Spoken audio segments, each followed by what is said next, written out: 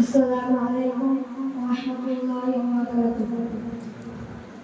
الحمد لله رب العالمين والعاقبة للمتقين والصلاة والسلام على رسوله النبي الكريم أما بعد فأعوذ بالله من الشيطان الرجيم بسم الله الرحمن الرحيم وقاتلوهم حتى لا تكون فتنة ويكون الدين لله صدق الله العظيم. সর্বপ্রথম শুকরিয়া জ্ঞাপন করি সেই মহান আল্লাহ রব্বুল আলামিনের দরবারে যিনি আমাদেরকে এই আমাদের স্বাধীন ভারতবর্ষকে ইংরেজদের হাত থেকে ছিনিয়ে নিয়ে স্বাধীন করে আমাদের হাতে তুলে দিয়েছে। তার দরবারে শুকরিয়া স্বরূপ করি আলহামদুলিল্লাহ। তারপর পরে জানাকে সৃষ্টি না করিলে আমি আপনি আসমান জমি পাহাড় পর্বত নদী নালা গাছপালা এমনকি 18,000 ভক্ত প্রাণী সৃষ্টি হতো না।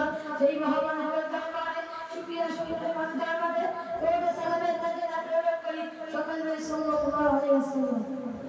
কত পারাই জামাতুল ইসলাম লিসান উপস্থিত আমার সম্মুখে বসে থাকা বিচারক মণ্ডলী আমার সম্মুখে উপস্থিত সকল দর্শক সাথী ভাইরা সবাইকে আমার ইসলাম প্রীতি শুভেচ্ছা মোবারকবাদ জানিয়ে আমি আমার বক্তব্যের দিকে ধাবিত হচ্ছি। আমার নফিক ইল্লাহ বিল্লাহ। বন্ধুগণ, আমরা সকলে জানি আজ থেকে 76 বছর পূর্বে এই ভারতবর্ষ ছিল অত্যাচারী ইংরেজ শাসকের অধীনে। তাই ইস্ট ইন্ডিয়া কোম্পানি নিবেশি করে ব্যবসার অনুমতি নিয়ে এই ভারতবর্ষে প্রবেশ করেছিল।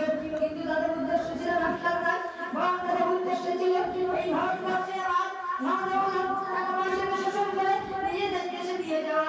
ক্রমশ তারা নিজেদের উদ্দেশ্য দিয়ে অগ্রসর হতে লাগলো।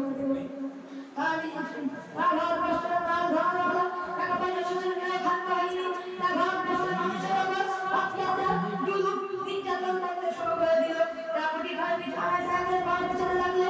চাষিদেরকে দিয়ে চাষ করতে বাধ্য করত এবং তারা ঘোষণা করেছিল যে ভারতবর্ষের মানুষেরা জন্মগত হিসেবে ভারতীয়, কিন্তু তাদের আইন কানুন নিয়ম নীতি আচরণ হবে ব্রিটিশদের মতো এবং তাদের কোনো ধর্মীয় স্বাধীনতা দেওয়া হবে না।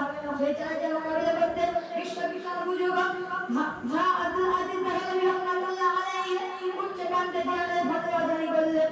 তখন থেকে শুরু হয়ে গেল সাম্রাজ্যবাদী ব্রিটিশ শাসকদের বিরুদ্ধে জিহাদ।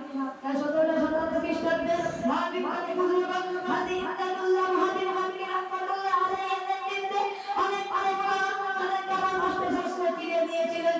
সেই সময় ইস্ট ইন্ডিয়া কোম্পানি উদ্দেশ্য দিয়েছিলেন যে সমস্ত মুসলমানদের মুখে দেখবে দাড়ি, মাথায় থাকবে টুপি, বনে থাকবে লম্বা জামা, তাদেরকে ধরে ফাঁসির দড়িতে ঝুলিয়ে দাও। তখন ব্রিটিশ প্রশাসন 1 থেকে 2 সপ্তাহের মধ্যে 2 লক্ষ মুসলমান, তাদের মুখে ছিল দাড়ি, তাদের মাথায় ছিল টুপি, তাদের গায়ে ছিল লম্বা জামা, তাদেরকে ধরে ফাঁসির দড়িতে ঝুলিয়ে দিয়েছিল। এবং তাদের মধ্যে ছিল 5,000 আলেম ওলামা। বন্ধুগণ, 1864 খ্রিস্টাব্দ থেকে 1867 খ্রিস্টাব্দ পর্যন্ত প্রায় 14,000 আলেম ওলামাকে ফাঁসির দড়িতে ঝুলিয়ে দিয়েছিল। দিল্লির চাকরি চক্র থেকে ভাইবা পর্যন্ত একটি সড়ক চলে গিয়েছে। তার দুই পাশে আমার কোনো বিক্ষোভ ছিল না, তাদের আলেম ওলামাদেরকে ফাঁসি দেওয়া হয়নি। তখন দেখা গেল ভারতবর্ষে আলেম ওলামাদের সংখ্যা আর বেশি নেই। একেবারে ব্রিটিশ শাসক আলেম ওলামা সমাজদেরকে নির্ভুলভাবে হত্যা করেছে এবং মাদ্রাসা মসজিদগুলোকে ভেঙে চূর্ণ বিচূর্ণ করে দিয়েছে। অর্থাৎ তার করার পাশে হত্যা চালিয়ে দেওয়া করবে হোসেন আহমদ মাদানী রাহমাতুল্লাহ আলাইহি এই সাম্রাজ্যবাদী ব্রিটিশ শাসকদের বিরুদ্ধে সাম্রাজ্যবাদী ব্রিটিশ শাসকদের বিরুদ্ধে আপনাদের বললেন যে সাম্রাজ্যবাদী ব্রিটিশ শাসকদের অধীনে চাকরি করা এবং তাদের সাহায্য করা হবে পূর্ণ হারাম। তখন ব্রিটিশ সরকার এগিয়ে হোসেন আহমদ মাদানী রাহমাতুল্লাহ আলাইহিকে গুলি অর্ডার দিয়ে দিয়েছিলেন। তারপর কয়েকদিন পরে বিশাল সমাবেশ ডাকা হয়েছিল ইংরেজদের বিরুদ্ধে। সেই সমাবেশে উপস্থিত ছিল জাতি ধর্ম বর্ণ নির্বিশেষে 5 লক্ষ জনতা উপস্থিত ছিল এই সমাবেশে। প্রত্যেকেই জানতেন যে এই সমাবেশে হোসেন আহমদ মাদানী রাহমাতুল্লাহ আসবেন না, কারণ তাকে ব্রিটিশদের তরফ থেকে গুলি অর্ডার দেওয়া হয়েছিল।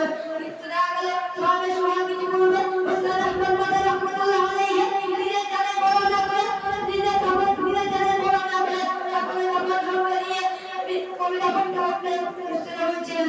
কবিতা নিজের পিঠে তুল তুল চোখে मेरे काल को शहीद नास्ती बहार अंग्रेज को किताब पढ़ने कहा नहीं, अंग्रेज को किताब पढ़ने कहा कि लोग मुझे समझ कर मुझे सेवला मुझे समाता बर्बाद न होना। हम भी किसी के बने हुए हैं। हुसैन अहमद रहमतुल्लाह अलैहि के देखे जब उससे लोग अच्छा पढ़ेगी तब हुसैन अहमद रहमतुल्लाह अलैहि हम जो ब्रिटिश शासन के विरुद्ध করে দিয়েছিলেন।